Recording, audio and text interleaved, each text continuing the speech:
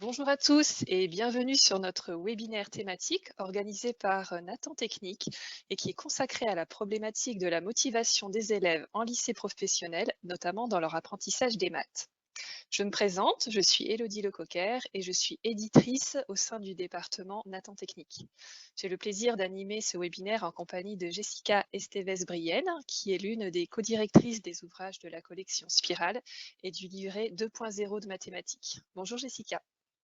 Bonjour à tous, merci d'être avec nous aujourd'hui. Donc en fait, je suis enseignante de maths, physique, chimie à l'école hôtelière de Biarritz, au sud-ouest de la France. J'ai principalement des classes de boulanger, pâtissier, restauration, cuisine en bac pro et puis en CAP. Et je suis aussi formatrice académique et donc je m'occupe du ME1 et ME2 MEF maths sciences dans l'Académie de Bordeaux. Alors, Très bien. Alors, je vais juste, en attendant que tous les participants nous rejoignent, je vais vous donner quelques informations d'ordre pratique. Tout d'abord sur le déroulement du webinaire, donc qui est d'une durée d'environ 1 heure et qui se décompose en 2 parties. Une présentation menée par Jessica pendant environ 40-45 minutes, suivie d'une phase d'échange d'une durée d'environ 15 minutes, pendant laquelle vous pourrez poser toutes vos questions. Si nous n'avons pas le temps d'y répondre, que ce soit en direct à l'écrit ou en direct à l'oral, nous y reviendrons ultérieurement par écrit, on vous répondra. Autre information pratique maintenant sur la plateforme que nous utilisons. Donc votre écran est divisé en 2 parties. Il y a les webcams et l'affichage d'un diaporama. Vous pouvez à votre guise déplacer, agrandir ou réduire chaque élément pour améliorer votre confort de visionnage. Vos caméras et micros sont coupés, mais vous pouvez poser toutes vos questions via l'interface grise de la plateforme. En cliquant sur la flèche rouge orangée, vous avez accès à un menu complémentaire avec différents onglets gris. En cliquant sur l'onglet Questions chat, vous aurez accès à un champ de saisie qui vous permettra de poser vos questions, alors n'hésitez pas. Un autre onglet est intitulé Documents à télécharger. Il vous donne accès à 2 documents PDF qui sont des présentations de 2 nouveautés en maths, le cahier de maths prépa métier, troisième prépa métier, pardon, et le livret 2.0 de mathématiques. Donc vous pouvez les télécharger pendant toute la durée du webinaire et nous y reviendrons plus tard. Enfin, ce webinaire est enregistré. Il sera donc disponible dès demain en replay. Un mail vous sera envoyé avec le lien pour y accéder. Voilà, je pense que tous les participants sont maintenant connectés. Donc avant de démarrer la présentation, je vous en rappelle la thématique. Comment motiver les élèves pour qu'ils s'engagent activement dans le développement de compétences mathématiques. Donc je laisse à présent la parole à Jessica qui va nous expliquer sa démarche pour répondre aux différents besoins des élèves. Quant à nous, on se retrouve tout à l'heure. Merci Élodie. Donc oui, c'est une problématique que l'on rencontre dans toutes nos classes. Elle est inspirée bien forcément de la problématique de classe, de la difficulté de motiver les élèves et surtout qu'en fait, sans motivation, forcément, il n'y a pas d'apprentissage. Donc, quand on se pose la question de qu'est-ce que motiver, c'est créer chez quelqu'un des conditions qui le poussent à agir. L'enseignant doit donner vie dans sa classe, il doit animer sa classe et donc pour donner de la vie et être animateur, comme on le demande notre référentiel de compétences professionnelles, eh bien il faut jouer avec des outils, les connaître, les comprendre, savoir lesquels nous conviennent et peuvent convenir à notre public. Donc moi je me suis inspirée des causes du désengagement des apprenants dans le cadre scolaire que Hélène Weber a pu mettre en avant. Et donc, en fait, elle a reconnu certaines causes, identifié certaines causes à ce désengagement de nos élèves. Et ensuite, on a pu remarquer que ces causes naissaient de certains besoins. Et l'enseignant, dans sa pratique, en fait, pédagogique, peut répondre à certains de ces besoins. Donc, en fait, nous allons vous présenter à travers toute cette présentation, en fait, les outils qui pourraient répondre à ces besoins. Et comment on essaie de répondre à cela à travers les chapitres de la collection Spirale, ainsi que tous les compléments qui l'accompagnent, c'est-à-dire le réflexe de CAP ou le livret 2.0 qui cible les automatismes. Donc, de ce constat, on a pu identifier finalement 4 besoins principaux sur lesquels l'enseignant pourrait intervenir lors de sa pratique. Et il y a d'abord un premier besoin qui est celui de besoin d'organisation. Donc, en fait, ce besoin d'organisation se décline en trois parties au niveau des livres. Et donc, en fait, nous avons décidé de présenter des objectifs clairs et une structure constante. Ce sont des points de repère et un cadre rassurant pour les élèves. Et donc, en fait, à chaque début de chapitre, vous avez les objectifs qui sont clairement définis et les situations et les activités qui sollicitent et qui font travailler toutes ces capacités. Donc, des objectifs clairs et détaillés. Ensuite, il va y avoir aussi au niveau du travail des capacités. Au niveau du travail des capacités, pour que l'élève puisse se situer et savoir qu'est-ce qu'il est en train de travailler, eh bien, en fait, nous avons proposé à chaque fois un titre qui explique à l'élève qu'est-ce qu'il va être en train de travailler. Et donc, cela, on peut le retrouver dans le livre de terminale, hein, comme dans celui de seconde et de première Bac Pro, ou dans celui de CAP, et aussi dans le livre de troisième prépa métier, où à chaque fois on propose, voilà, j'utilise une échelle, on a un exercice résolu et un exercice d'application. Ensuite, dans le livret 2.0 des automatismes, de la même façon, chaque fiche va être présentée avec la capacité qui va être travaillée. Ensuite, on a pu relever que les élèves avaient besoin d'une structure constante qui est rassurante, puisque finalement, ça permet d'avoir des points de repère fixes. Donc, cette structure, en fait, vous la connaissez peut-être déjà, puisque si vous connaissez déjà les ouvrages de CAP, de seconde Bac Pro, première Bac Pro, on a gardé la même structure pour le livre de terminale. Donc, vous avez le titre, vous avez des activités de découverte, de notions et de méthodes à travers des situations problèmes et des activités. La partie du « je retiens l'essentiel » où on aura tout le vocabulaire et les méthodes pratiques, qui a aussi un exercice résolu qui est une référence sur lequel peut s'appuyer l'élève.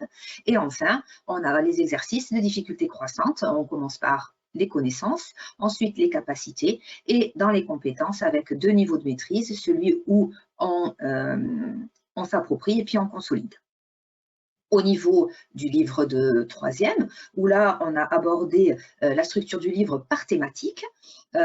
Du coup, en fait, on va être plutôt sur quelque chose de spiralaire, c'est-à-dire que les chapitres vont être traités tout au long de l'année.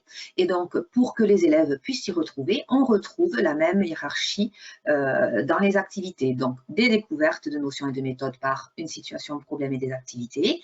Une partie où on fait le bilan, où on va planifier son travail, une partie où on vérifie les connaissances, les capacités et les compétences. Pour la trace écrite, en fait, dans le livre de troisième, nous avons préféré regrouper toutes les traces écrites des élèves au même endroit à la fin du livre pour que ça fasse tout un petit livret avec l'ensemble des connaissances à retenir pour faciliter les révisions pour la préparation du brevet. Ensuite, il y a aussi des moyens visuels pour se repérer dans le livre, que ce soit dans le livre de Bac Pro comme dans le livre de troisième. Ce sont des petits pictogrammes qui indiquent en fait qu'est-ce qui va être demandé soit sur le mode de fonctionnement, travail individuel, travail en groupe, si ça va être des coups de pouce pour de la différenciation, si on va solliciter plutôt du travail à l'oral, si on va travailler une thématique sur le développement durable, si on va traiter les domaines transversaux, est-ce qu'on va utiliser les ordinateurs, la calculatrice, les programmes Python, et aussi si on va pouvoir aussi développer les compétences PIX. Voilà, toutes ces petites choses-là permettent aux élèves d'être guidés tout au long de l'ouvrage. Autre besoin auquel on peut répondre dans ce besoin d'organisation, c'est la prise en compte des lacunes des élèves. Pour cela, en fait, nous proposons à chaque début de chapitre ou de thème pour les troisièmes, un petit test de positionnement qui permet de savoir à quel niveau il se situe et comment il va être à l'aise ensuite par rapport à la notion. Ça permet ensuite finalement de proposer une remédiation beaucoup plus personnalisée. Ensuite, il y a aussi les rituels, donc ces rituels qui sont en début, en ouverture de chapitre pour les livres de terminale et qui sont en début de chaque activité dans le livre de troisième, qui vont être aussi un moyen de savoir où sont les difficultés des élèves et aussi pour l'élève une prise en compte de ces difficultés s'il pouvait en avoir. Ensuite, on propose aussi de la différenciation. Donc, dans les activités, on va trouver des petits coups de pouce qui vont permettre aux élèves de garder le même rythme que tout le monde. Et il va y avoir aussi au niveau de la trace écrite, parce que tous nos élèves n'ont pas le même rythme d'écriture. Certains ont plus besoin d'écouter, d'autres ont besoin d'écrire, d'autres ne peuvent pas écrire. Donc, en fait, voilà, nous avons décliné en fait la partie essentielle sous 3 formats. L'un où finalement vous pouvez formuler vous-même avec vos élèves à votre façon, puisque l'espace est complètement vide et donc vous pouvez utiliser soit la formulation des élèves, ils aiment bien, ou la vôtre, puisque c'est celle avec laquelle vous êtes familière, ou bien nous avons fait des propositions de cours à trous ou complètement complétés pour que ceux qui sont plus lents à écrire puissent garder le rythme ou pour pouvoir sinon surligner au niveau du format tout écrit pour que ceux qui ont des difficultés d'écriture ou qui travaillent sur ordinateur, aussi on en a de plus en plus d'élèves avec besoins particuliers qui ont besoin d'un format déjà numérique, eh bien peut-être que d'avoir aussi le support complètement pré-rempli, ce sera beaucoup plus simple, surtout au niveau des formules mathématiques, parce que déjà pour nous, c'est pas toujours évident. Alors pour nos élèves qui sont en situation de handicap ou qui ont des difficultés, c'est quand même beaucoup plus facile. Ensuite, j'ai cru que ma pastille ne fonctionnait pas. Donc, en fait, pareil, sur ce besoin d'organisation, on a mis aussi en place des plans de travail. Le plan de travail, ça permet aux élèves, d'une part, d'être autonomes, mais aussi d'être plus proches de ce qu'il a besoin. Donc, sur le livre de terminale, on retrouve les 3 parcours comme en seconde, en première et en CAP, avec, en fonction du positionnement, finalement, des propositions suivant comment l'élève se sent par rapport à la notion. Alors, s'il doit gagner en confiance, s'il doit être à l'aise, s'il est plutôt à l'aise, ou s'il maîtrise déjà la notion. Le passage d'un parcours à l'autre est tout à fait possible, et donc, finalement, ça permet d'adapter au fur et à mesure le plan de travail au rythme de l'élève.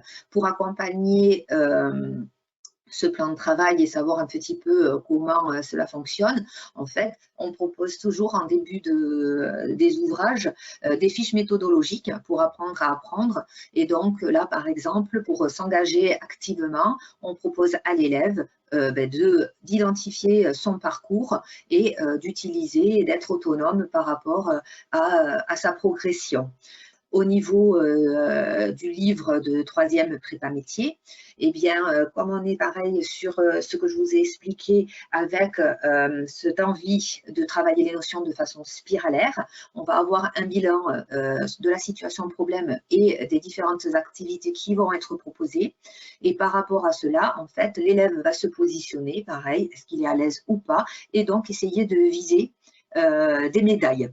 Donc, par rapport à ce principe de médaille, alors on a mis assez d'exercices pour que les élèves puissent répéter et faire plusieurs tentatives, car c'est important aussi que l'élève puisse faire plusieurs tentatives.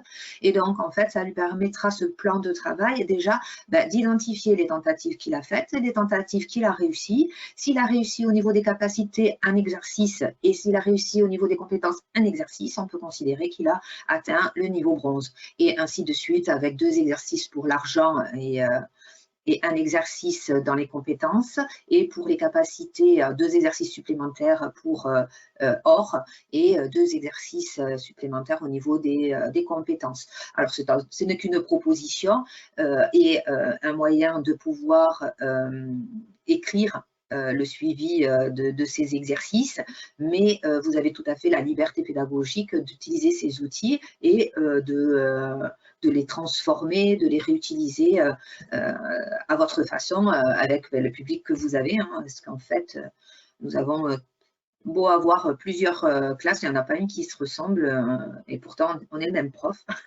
Donc on est obligé de s'adapter avec le public que nous avons en face de nous. Je crois que voilà, ça c'est le dernier plan de travail. Alors celui-ci, c'est celui que vous allez retrouver sur le livret 2.0, qui est donc un cahier accompagné d'une plateforme numérique qui permet de travailler tous les automatismes de base et aussi ceux qui vont être acquis tout au long de la scolarité dans le lycée professionnel. Et donc, en fait, là encore, on demande à l'élève d'identifier finalement à l'aide de son professeur les notions qui vont être indispensable, alors soit pour lui parce que ce sont des difficultés qu'il va avoir, soit par rapport au projet professionnel qu'il peut avoir, parce qu'en fait, il y a certaines notions qui sont indispensables par rapport au projet professionnel, et donc ça va permettre de mettre en avant un certain nombre de capacités prioritaires, et ensuite, il va y avoir aussi comment il se sent par rapport à ces capacités prioritaires.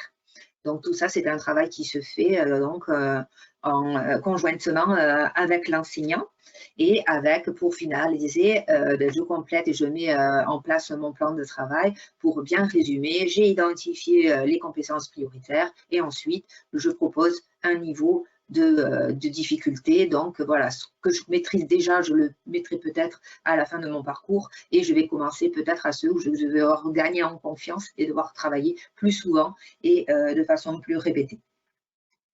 Donc tout ça pour essayer de garder cette motivation et donc un cadre organisé dont les élèves ont besoin.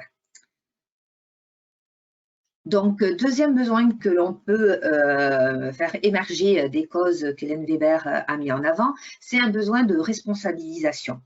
Donc, en fait, là encore, l'enseignant peut intervenir pour répondre à ce besoin à travers différents types d'organisations pédagogiques dans la classe.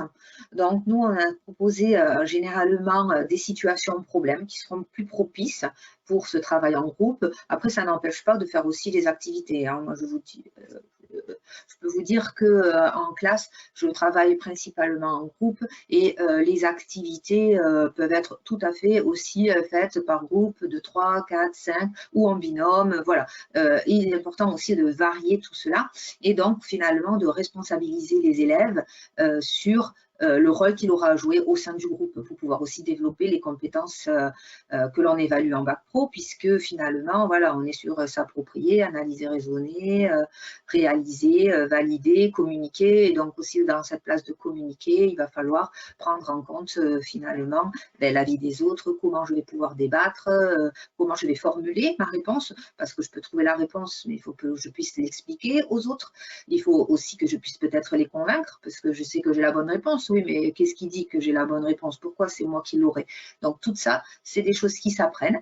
Mais avant un travail en groupe, une phase qui est vraiment indispensable, c'est la phase de travail individuel. Cette phase de travail individuel, elle permet de mettre en avant les représentations que peuvent avoir les élèves, qui peuvent être justes ou fausses, parce que malheureusement, on a souvent des élèves qui, lors de leur parcours au collège, ont entendu des choses et donc les connaissances sont un peu sporadiques et puis les liens qu'ils ont fait entre elles sont pas forcément les bons liens, pardon. Et donc, du coup, de pouvoir interroger sur les représentations, eh bien, ça permet finalement de pouvoir savoir comment faire évoluer le raisonnement et comment on va pouvoir essayer aussi de trouver des arguments pour les convaincre et aussi peut-être du coup d'être une amorce pour ce travail en groupe.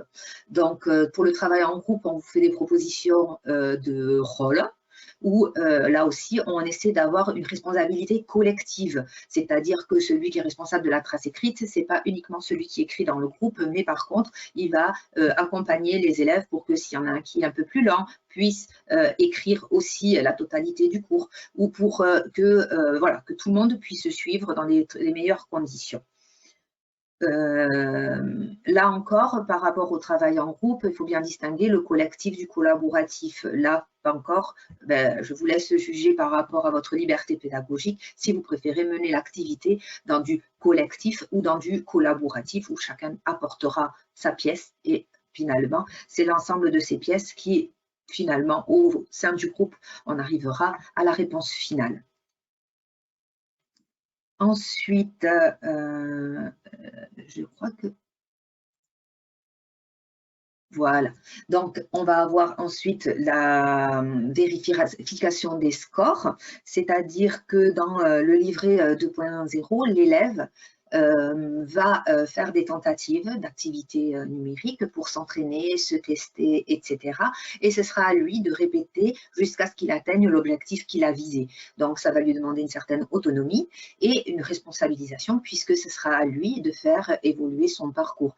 Donc, il va falloir qu'il relève les défis, qu'il note ses scores et ainsi peut-être aussi augmenter l'acquisition de ces médailles, puisque là aussi on va être sur l'acquisition de médailles de bronze, argent et or par rapport au pourcentage d'activité de contenu réussi.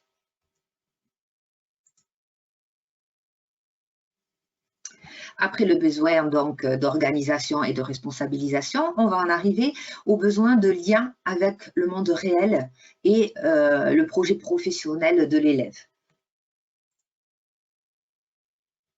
Donc, un moyen donc, de motiver les élèves grâce à la réponse que l'on peut apporter face à ce besoin va être par rapport au contexte et au thème que l'on peut choisir lorsque l'on traite les activités.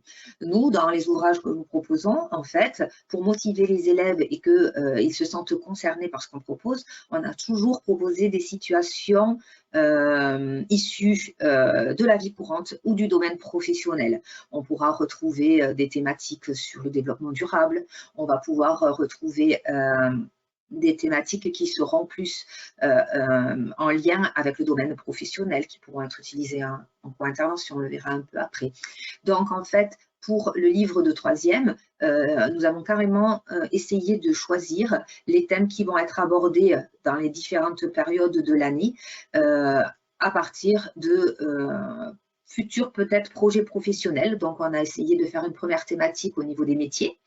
Ensuite, une deuxième thématique au niveau du développement durable, des sciences et des technologies. Ensuite, un troisième thème au niveau de la santé, de la sécurité. Le quatrième thème, on va être plus sur tout ce qui est artistique, voyage. Et enfin, le cinquième thème sur le sport et le jeu pour finir l'année avec quelque chose peut-être parfois un peu plus ludique avant le stress du brevet. Donc, je continue après avoir utilisé donc des thèmes et des contextes en lien avec la vie courante et le projet professionnel, on va voir la proposition d'activités en lien avec la co-intervention. Donc, il y a forcément des parties qui vont être plus propices à ce travail en co-intervention. Donc, pour le groupe pensé, on a tout ce qui est calculs commerciaux, calculs financiers qui peut être fait en co-intervention. Et pour les groupements A et B, on sera plus sur tout ce qui est trigonométrie ou sur les vecteurs.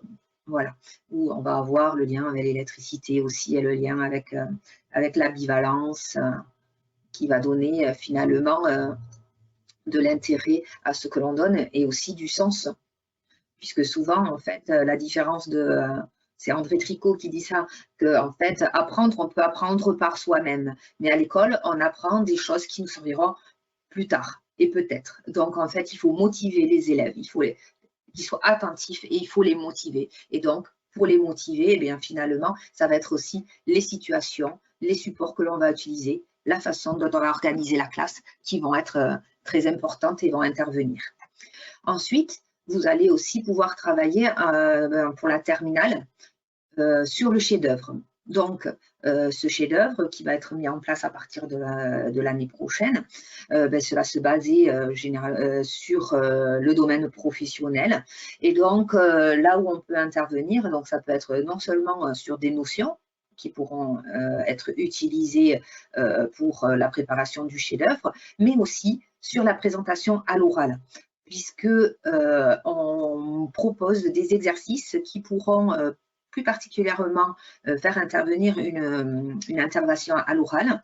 Donc, ça aussi, pour cette intervention à l'oral, on a essayé dans nos ouvrages d'aller progressivement vers quelque chose de plus méthodique. C'est-à-dire qu'au départ, en seconde, ce qu'on attend des élèves, c'est déjà voilà, d'avoir envie de venir en maths et surtout de pouvoir intervenir à voix haute.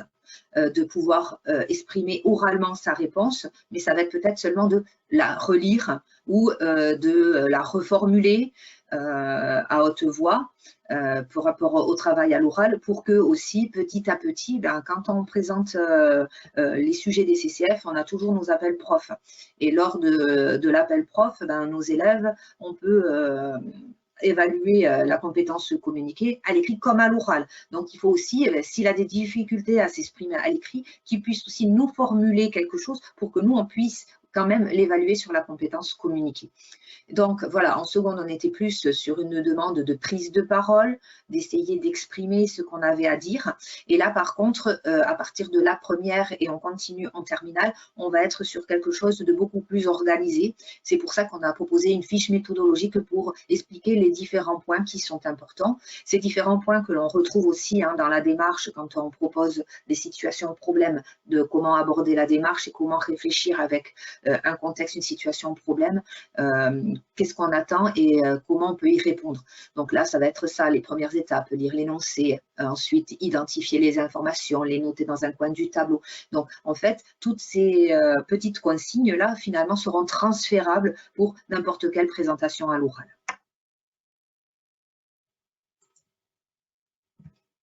Après le chef-d'œuvre, comme on va prendre en compte aussi finalement chaque élève avec son projet professionnel, qui pourra aussi demander aussi peut-être une éventuelle poursuite d'études. Donc dans le livre de terminale, nous proposons sur le site compagnon les chapitres poursuite d'études, qui sont donc le calcul intégral, les fonctions logarithmes népériens et exponentielles, les nombres complexes, produits scalaires de deux vecteurs dans le plan, rapportés aux repères orthonormés. Donc, ces chapitres que vous ferez l'année prochaine pour les élèves qui souhaitent continuer en BTS ou en licence, suivant les cas. Et enfin, n'oublions pas l'usage des outils numériques et du PIX. Donc là aussi, le lien avec la vie réelle. De plus en plus, on nous demande d'être capable d'utiliser les outils numériques à bon escient.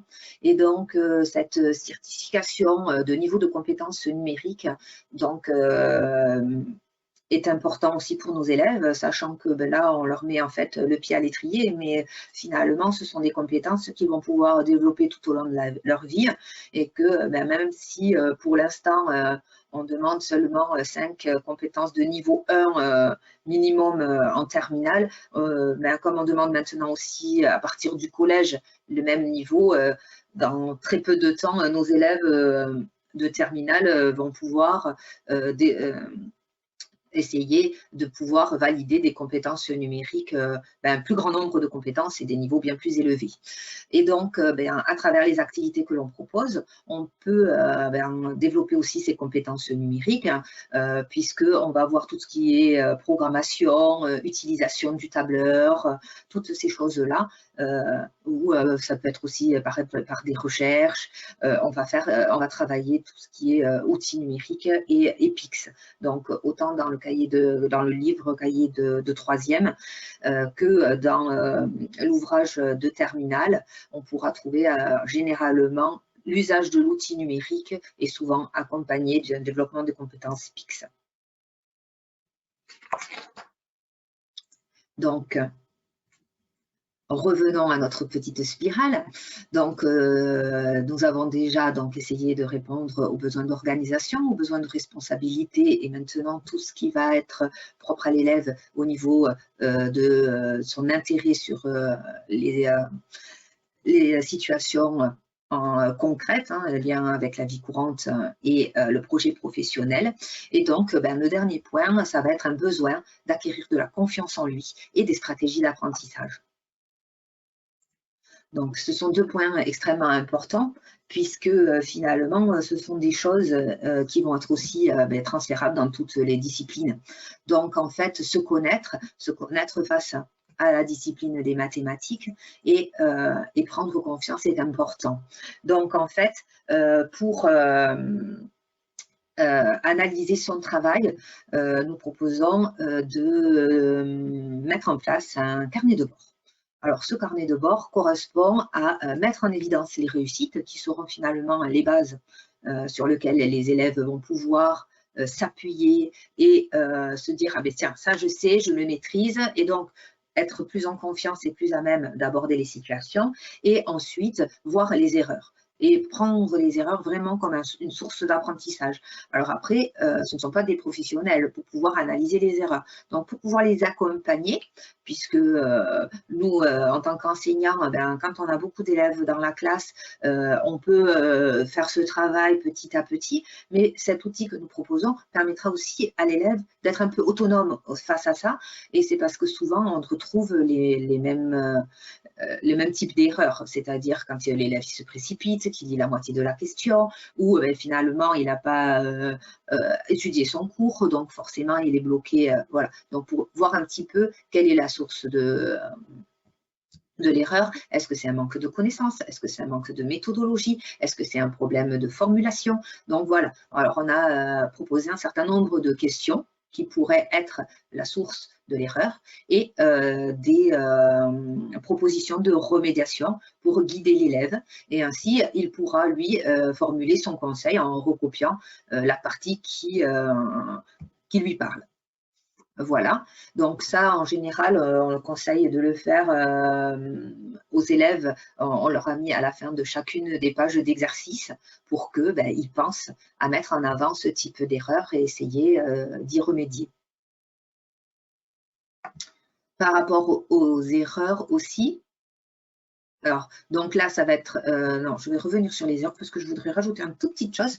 Donc, ça va être ça au niveau du livre des livrets 2.0 sur les automatismes. Là aussi, en fait, par rapport à l'analyse de l'erreur, ce qu'on propose, donc, ça va être la même réflexion, toujours mettre en avant les réussites et les erreurs, mais cette fois, en fait, grâce à l'outil numérique, il va y avoir des feedbacks qui vont correspondre finalement aux erreurs types pour pouvoir aider les élèves parce que finalement ce retour de l'information rapide va permettre à l'élève de rajuster plus facilement sa façon de travailler et de remettre à jour finalement ses connaissances ou sa façon de faire. Dans le livre papier qui accompagne finalement voilà, le livret 2.0, comme vous l'avez compris, c'est 2 morceaux, donc une partie papier, une partie numérique. Et dans la partie papier, on va avoir la formulation de ce que j'appelle des attrape-pièges. Donc, ces attrape-pièges, en fait, ce sont des petites choses qui sont des erreurs un peu systématiques, comme avant d'appliquer une formule de géométrie, on pensait à ce que toutes les longueurs aient la même unité.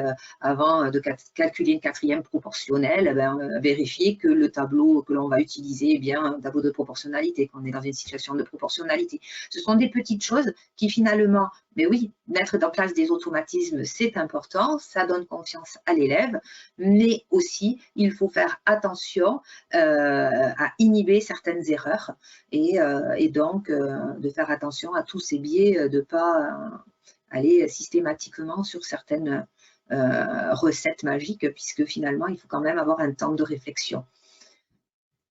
Donc, je continue maintenant que j'ai passé cette partie sur sur l'analyse du travail de l'erreur. Autre partie importante, surtout au moment du travail individuel, c'est d'apprendre à formuler positivement les choses, de passer du « je suis nul » à de quoi j'ai besoin pour progresser, comment je peux faire, essayer d'aller reformuler les choses de façon positive. Au lieu de dire c'est trop difficile, eh bien, oui, ça va me demander un peu d'effort, je retrousse les manches et puis j'y vais. Après, voilà, j'arrête, j'y arrive pas, non, attends, voilà, essayer de se dire, ben oui, ben les maths, peut-être que ça n'a jamais été facile, mais enlever le jamais, enlever le toujours, et de se dire, eh bien, aujourd'hui, je vais essayer et je vais recommencer. Et les élèves, ils ont l'habitude, quand je commence à dire, on essaye, on recommence, on essaye, ils répètent, on recommence. Parce que ben, c'est la source de l'apprentissage et c'est aussi important tout ce qui va être dans la démarche que le résultat final et que chaque pas est important, chaque pas est une progression et chaque pas va être aussi un élément pour booster cette confiance en soi de nos élèves. Donc, pareil, hein, pour essayer de booster la confiance en soi des élèves, on va avoir aussi tout ce qui va être différenciation, que chaque élève se sente à sa place, qu'il se dise « Ah ben tiens, on a pensé à moi ». Donc, c'est vrai que souvent, on pense aux élèves qui sont en difficulté. Et donc, souvent, on a tendance aussi à proposer des sujets hyper guidés. Et finalement, l'élève, qu'est-ce qu'il fait? Au lieu de réfléchir, il attend la réponse.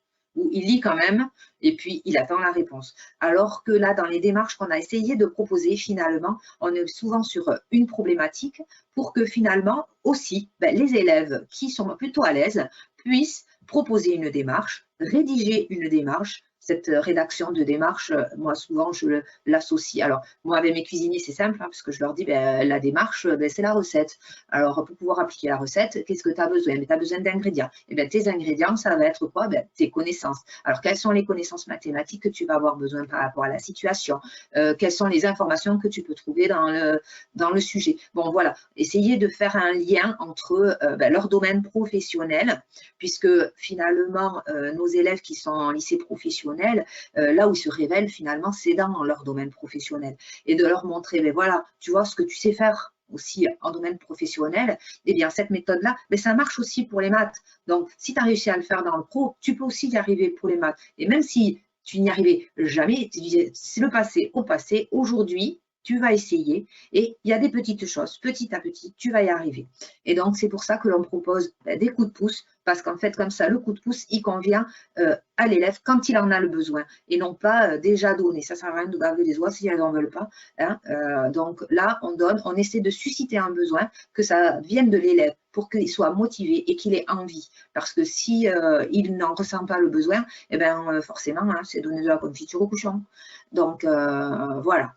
Dans les coups de pouce, on peut retrouver donc des coups de pouce qui seront peut-être méthodiques en disant, voilà, il faut utiliser ceci ou il faut utiliser cela. Ou en fait, ça peut être aussi des petits rappels de cours, rappeler une formule, etc. Ou bien, ça peut être là, par exemple, par rapport à Python, redonner les mots pour aider à compléter et qu'ils n'aient plus qu'à les mettre dans l'ordre. Il peut y avoir différents niveaux. Ça peut être aussi un programme qui va être mis des lignes complètes mais désordonnées, et puis ils n'ont plus qu'à le mettre dans l'ordre. Voilà, des choses comme ça qui permettent finalement de gagner en confiance, parce qu'en fait, ce qu'il faut, c'est qu'ils essayent déjà et qu'ils veulent bien essayer. Et à partir du moment où ils essayent, eh bien, ça peut déjà entrer dans une démarche positive.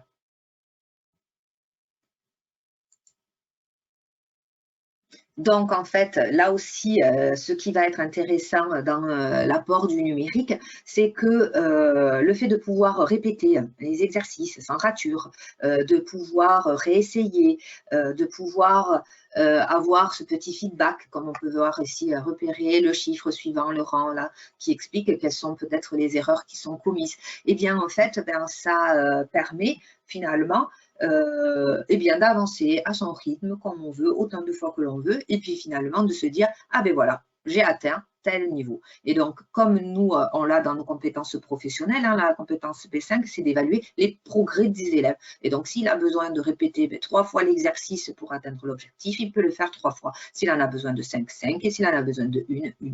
Voilà. Et donc, ça aussi, ça permet à l'élève de prendre confiance en lui parce que il peut répéter autant de fois qu'il le veut, sans forcément se faire remarquer, parce que ça aussi, le regard des autres est important. Et donc, du coup, il est dans sa petite bulle et puis il peut avancer à son rythme.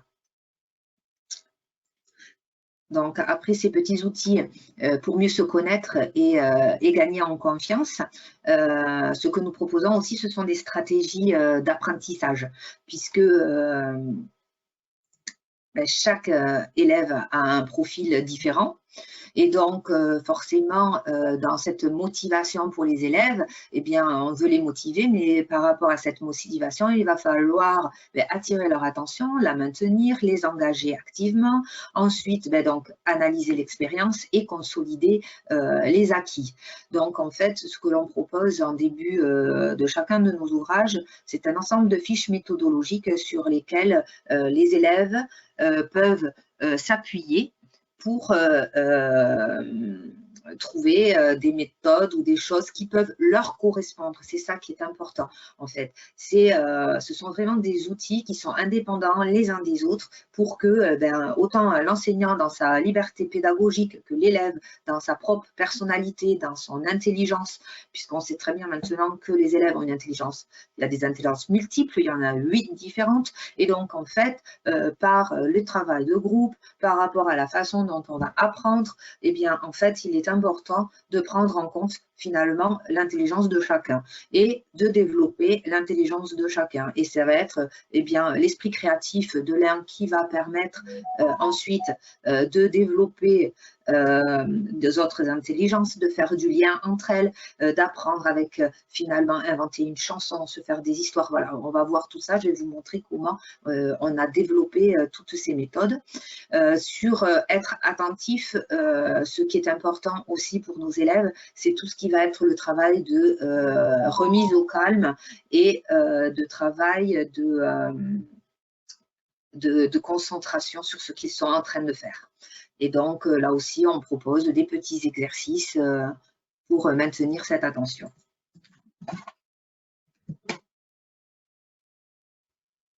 Donc, dans les outils de mémorisation qui sont proposés dans tous les ouvrages, vous allez pouvoir trouver ce qui est dans la partie « Je retiens ma leçon ». C'est un petit tableau où on propose à chaque fois questions, indices et mots à retenir. Alors en fait, on sait qu'un moyen de mémoriser, c'est de s'engager activement dans sa façon de travailler.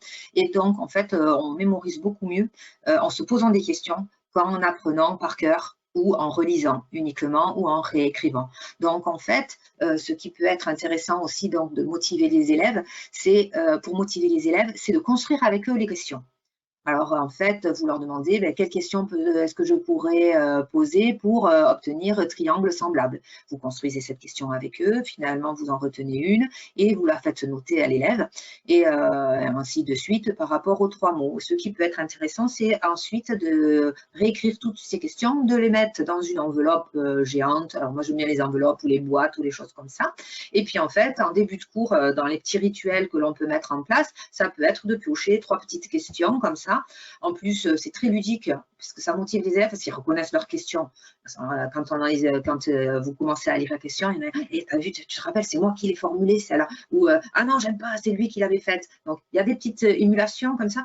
Finalement, ce sont des petites choses toutes simples qui font donner de la vie à la séance, qui sont, comme on l'a dit, hein, il faut animer la séance. Et donc, si ça peut leur permettre de retenir ce que l'on veut qu'ils retiennent et qu'on puisse les motiver pour qu'ils restent attentifs, pourquoi pas. Voilà, donc voilà les tableaux, à quoi ils servent.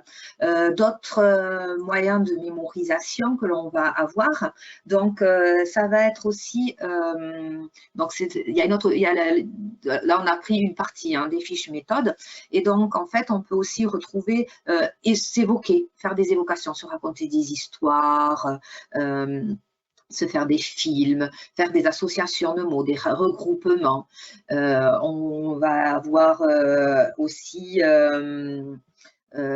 associer des images. Alors après, quand c'est associer des images, des mots, on peut faire ça, on peut l'organiser sous forme de carte mentale. Donc la carte mentale, hein, qui est un moyen de mémorisation visuelle, peut aider les élèves qui vont préférer ce mode de représentation. On a certains élèves qui préfèrent grand 1, grand 2, petit a, petit b et tout linéaire. Mais il y en a d'autres qui vont avoir besoin peut-être d'une visualisation plus spatiale avec, ben voilà, le centre c'est le principal et puis les branches subsidiaires, secondaires et ainsi de suite. Et ensuite d'associer peut-être des mots et des images. Il y en a d'autres qui vont mieux retenir en imaginant des lieux et en se faisant un petit film dans leur tête des lieux qu'ils ont, que ça leur évoque, et petit à petit, ben, ils vont retenir les choses. Donc en fait, ce qui se passe, c'est que comme je l'ai dit, hein, chaque élève a un profil d'apprentissage particulier, une intelligence qui lui est propre, et donc finalement, tous ces outils-là sont seulement des moyens pour que chacun y trouve son compte. Le sketchnoting, qui est aussi un moyen de mémorisation visuelle, va être beaucoup plus libre finalement que la carte mentale. Et enfin, le Labbook, lui par contre, c'est aussi donc un moyen visuel, mais c'est un moyen mobile. C'est-à-dire que finalement, sur votre page de cours, vous allez pouvoir associer des petites cartes, par exemple, si c'est sur les quadrilatères, eh bien, on va avoir, ou plutôt les figures planes, on va avoir les triangles. Dans les triangles, on va avoir le triangle rectangle avec, on va lui donner des propriétés, des petites choses comme ça. On va mettre des petites cartes des triangles isocèles, des triangles équilatéraux. On va peut-être faire la même chose avec les quadrilatères, les rectangles, les carrés, les losanges, etc., les parallélogrammes, etc. Et finalement, on peut mettre aussi des choses avec des fenêtres, on peut mettre aussi des roues avec une tâche parisienne et faire correspondre des valeurs. Voilà, c'est quelque chose qui va demander finalement aussi une mobilité des choses. Certains élèves ont besoin de toucher, de mettre en mouvement les choses pour pouvoir mémoriser. Donc ça aussi, c'est une façon différente d'apprendre, mais pour nos élèves qui sont très créatifs, ça peut être aussi un moyen pour qu'ils lisent la leçon au moins une fois, hein, en faisant leur carte mentale et leur Labbook, et puis après peut-être que s'ils sont super fiers, ils vont le montrer aux autres, et donc comme ça, ils vont le sortir 2 fois. Non, voilà. On continue par rapport à tout ça.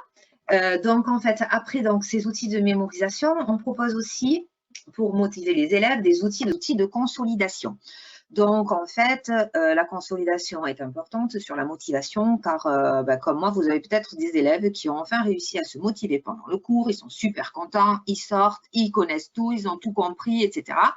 Et ils reviennent le cours suivant et puis ils sont là, mais madame, je suis trop mauvais là, c'est pas possible, je comprends plus rien et tout.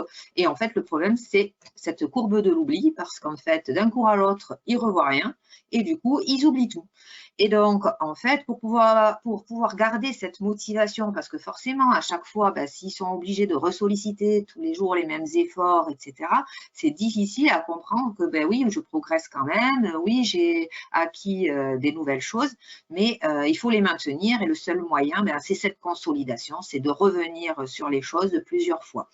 Donc là encore, on va vous proposer des petits outils pour aider vos élèves dans la consolidation de leurs acquis. Donc, dans les rituels, nous vous proposons cette année des vidéos complètes qui contiennent 5 rituels avec des thèmes différents. Donc, pour chaque vidéo, en fait, vous avez un sommaire des 5 rituels qui sont proposés avec le timing pour savoir à quel moment de la vidéo vous pouvez avoir le rituel, et le contenu, parce qu'en fait, vous avez toute liberté pour pouvoir l'utiliser sur le chapitre que vous êtes en train de faire ou sur un autre chapitre, puisque il y a une vidéo proposée pour chacun des chapitres, et certaines notions comme les pourcentages sont utilisées dans différents domaines, donc rien ne vous empêche de pouvoir les répéter et les utiliser plusieurs fois dans l'année. Donc, le fait de revenir plusieurs fois, ça va aider à consolider. Et aussi, pour pouvoir s'entraîner dans la classe et hors la classe aussi, nous proposons dans le livre de prépa métier comme dans le livre de terminale, des questions flash. Et donc, ces petites questions flash qui ont des niveaux. Pareil, on va avoir le 3, c'est le bronze, le 2, l'argent et l'or. Et en fait, ces niveaux-là sont des niveaux de difficulté qui correspondent aussi par rapport au niveau seconde, première et terminale, parfois. Et donc, ça permet finalement de maintenir les connaissances, de pouvoir rappeler les choses et donc d'apprendre et de retenir. Pour pouvoir utiliser ces cartes flash, je vais vous proposer aussi un petit mode de fonctionnement. C'est de proposer aux élèves de prendre 2 enveloppes ou deux pochettes plastifiées ou 2 boîtes, voilà, pour pouvoir mettre et contenir toutes les petites cartes. Ces petites cartes donc, qui ont un recto avec une consigne, un verso ou une question et un verso avec les réponses. Donc, dans la première boîte que j'appelle « J'apprends », on met au départ toutes les petites cartes et ensuite, à chaque fois, on en tire 3 et sur ces 3-là, à chaque fois que je réussis, je coche « J'ai réussi » 1 fois, 2 fois, 3 fois, 4 fois et au bout de la 4e fois, on change la carte de boîte et on la met dans « Je retiens » puisque en fait, apprendre, c'est une chose, mais il faut aussi après pouvoir retenir pour pouvoir consolider l'information. Et donc, pour pouvoir retenir, après, la fois suivante, on prend 2 cartes dans J'apprends, 1 carte dans Je retiens. Et tant qu'on arrive juste, la carte restera aussi dans le Je retiens. Si malheureusement, on voit que finalement, l'apprentissage n'a pas été assez renforcé, on remet la carte dans J'apprends jusqu'à ce qu'on soit assez à l'aise pour ne faire que des révisions dans le Je retiens. Voilà un petit outil, ça aussi c'est accompagné. Chaque chose est accompagnée de la fiche méthode pour pouvoir se rappeler la façon dont on peut faire fonctionner ce genre de rituel.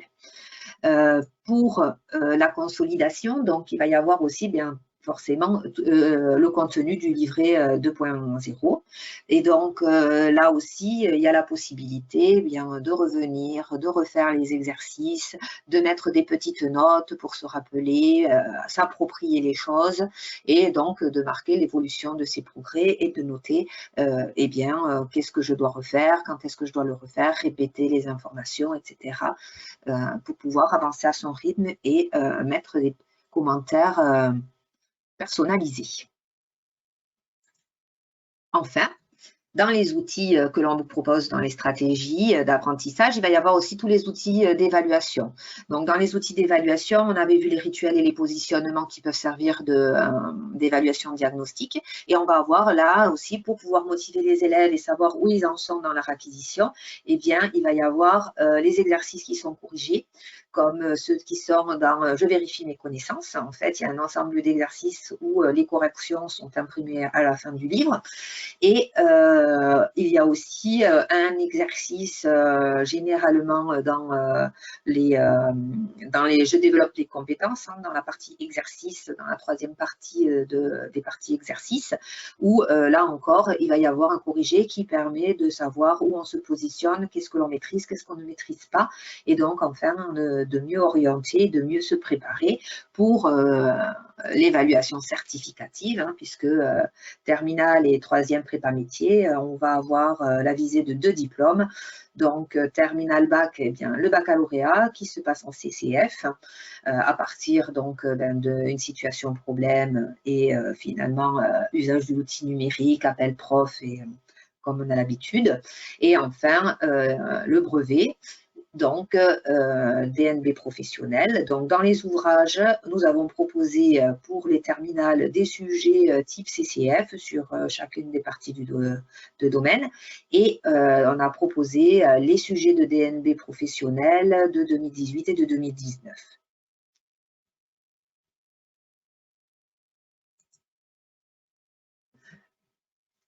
Voilà pour tout cela. Enfin, j'ai oublié de dire aussi que dans le livret 2.0, il y a toute une partie de test aussi qui permet de se positionner et donc d'évaluer ses progrès.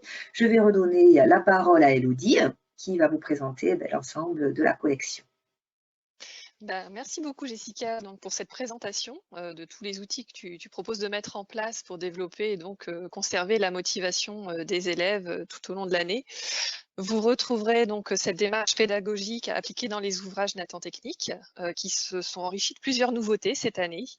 Tout d'abord, le cahier de maths 3e prépa métier qui propose une approche originale du programme de maths.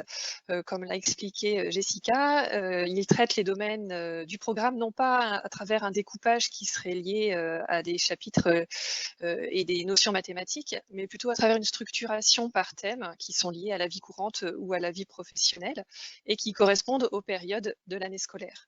Donc les compétences du programme sont mises en œuvre de manière spiralaire afin de consolider les acquis progressivement et de les réinvestir donc, dans des contextes différents. Je vous rappelle qu'un document de présentation de cet ouvrage est disponible via l'interface. Vous pouvez le télécharger si vous le souhaitez.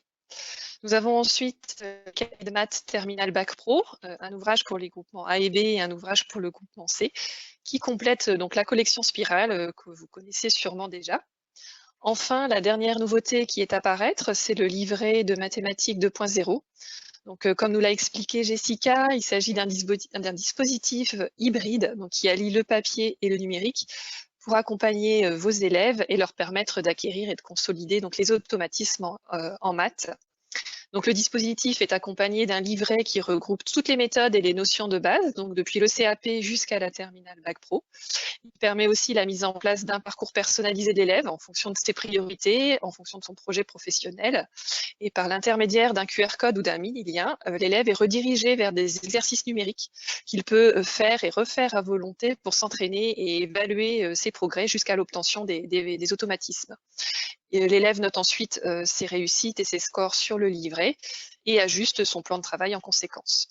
Le livret, il est ainsi totalement personnalisable et il suit l'élève tout au long du cycle de formation.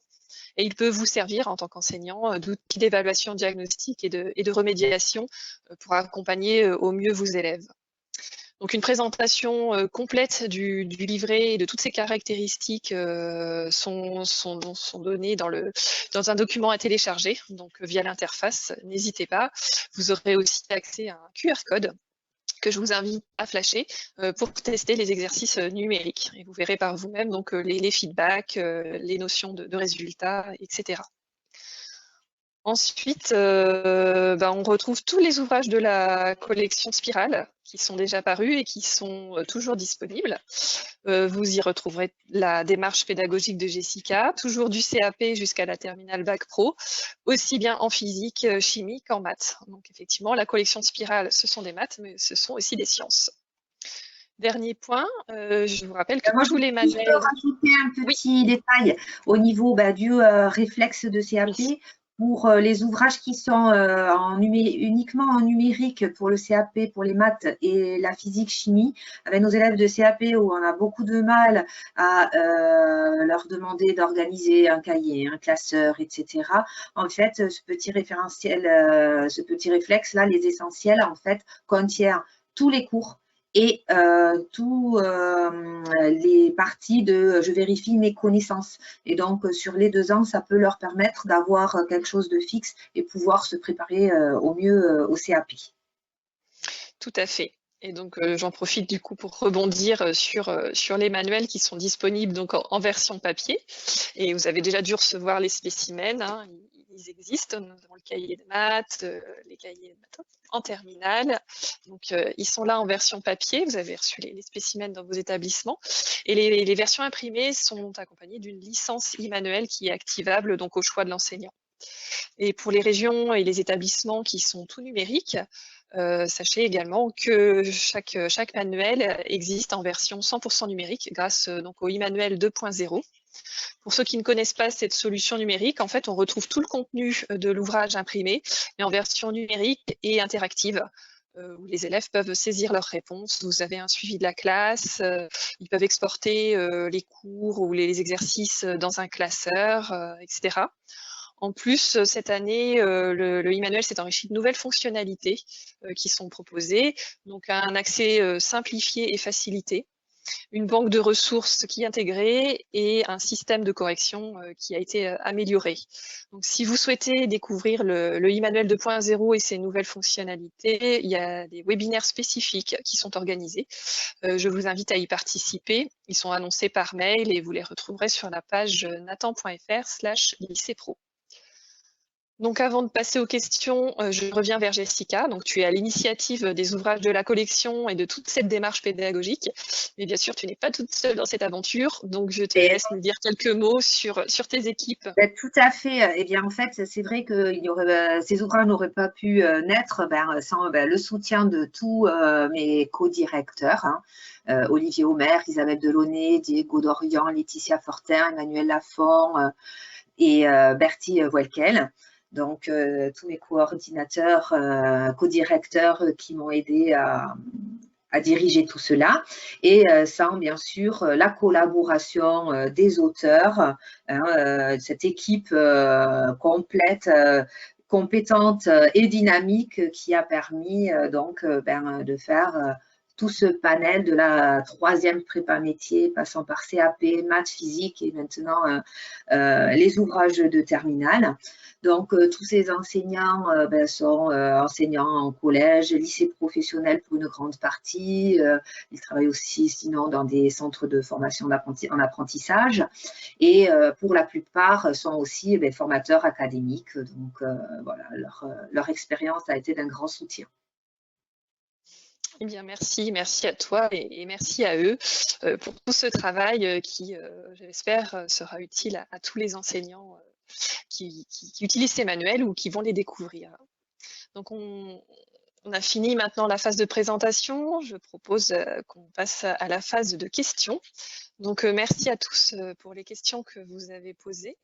On va essayer d'y répondre au maximum en direct. Donc, première question, comment, Jessica, travailles-tu la démarche d'investigation? Peux-tu nous dire quelques mots?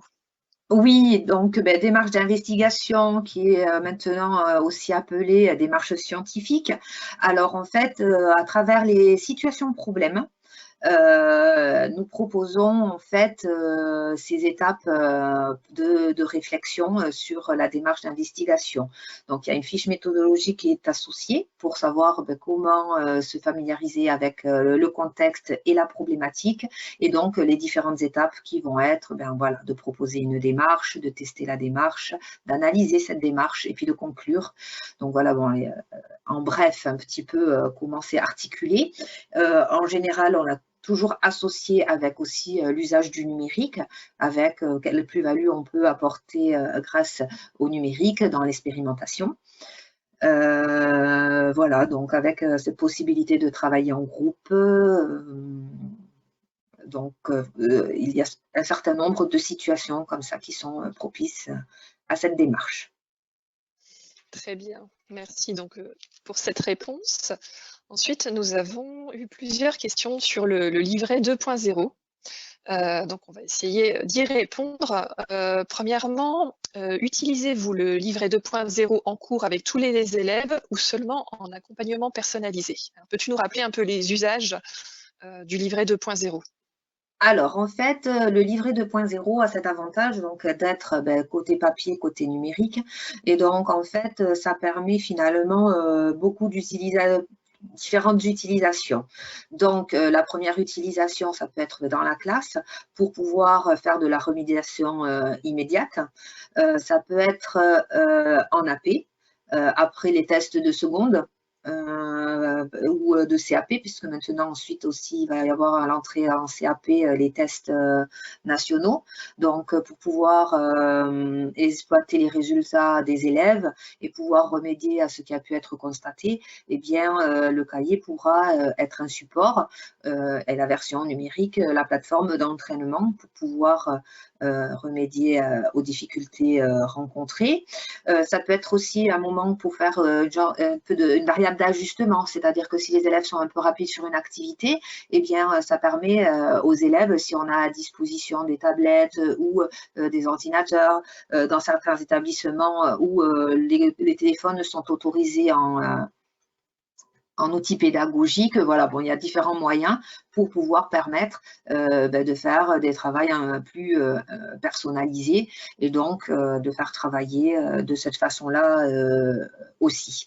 Donc ça peut être un travail à la maison, ça peut être, voilà, il y a plusieurs possibilités. Ça peut être aussi en co-intervention, puisque généralement, les situations de co-intervention, on utilise une situation professionnelle et en fonction des mathématiques dont on aura besoin, eh bien, il y en a certains qui vont peut-être plus ou moins bien maîtriser cette notion et ça permettra finalement d'adapter le contenu du cours par rapport aux besoins de l'élève. D'accord. Merci beaucoup. Ensuite, nouvelle question sur le livret 2.0. On nous dit l'investissement en lycée pro et sur les manuels. Conseillez-vous le livret 2.0 seul ou avec un manuel ou les deux? Est-ce qu'il y a un petit conseil à donner? En fait, ce qu'on essaie de faire, c'est qu'il y ait vraiment cette homogénéité donc, dans les structures et une complémentarité. C'est-à-dire que quand on reprend le livre de CAP et de seconde qui sont sortis en même temps, quand on voit le livre de première, on propose des nouveaux outils et on continue dans la démarche. Et donc, il y a une progression qui se fait petit à petit dans cette autonomie et dans ce travail. Pareil pour la terminale, petit à petit, comme je l'ai présenté pour l'oral, on essaie d'apporter des outils, une autonomie pour que l'élève progresse. Et bien en fait, le livret 2.0 arrive en complément. Donc forcément, on va retrouver la méthodologie principale sur la consolidation, sur l'attention, mais ce qu'on propose aussi est complémentaire. C'est-à-dire qu'on va proposer des nouveaux outils sur l'attention, on va proposer une meilleure connaissance de soi, on va proposer des exercices de confiance en soi. Vraiment, ce livret 2.0, de par son côté numérique et qui permet de répéter le travail de maths, etc., il y a aussi ce côté papier qui est très personnel et qui peut aussi être un repère sur son évolution tout au long de son parcours de formation professionnelle. Tout à fait, beaucoup de dispositifs donc complémentaires. Voilà, donc pour moi, en fait, l'un n'empêche pas l'autre, ils sont complémentaires. Voilà. Si on peut avoir les deux, ben forcément, c'est toujours plus intéressant pour les élèves. Tout à fait. Ensuite, on va peut-être passer à une dernière question avant de clôturer ce webinaire. Donc, comment réussir à boucler les programmes, surtout en seconde et en terminale, vu les 2h30 disciplinaires hebdomadaires? Est-ce que tu aurais des petites idées, une progression spiralaire? Voilà, qu'est-ce qui pourrait aider les enseignants à boucler les programmes?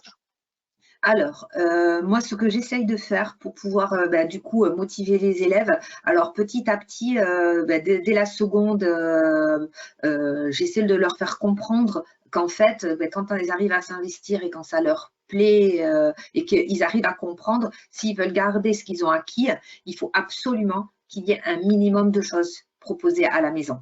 Et ce minimum de choses, généralement, grâce au e-manuel, ils peuvent cocher rapidement le QCM qui est proposé dans je vérifie mes connaissances. Ils peuvent faire des petites choses comme ça qui permettent de maintenir l'attention. Ils peuvent utiliser les questions flash.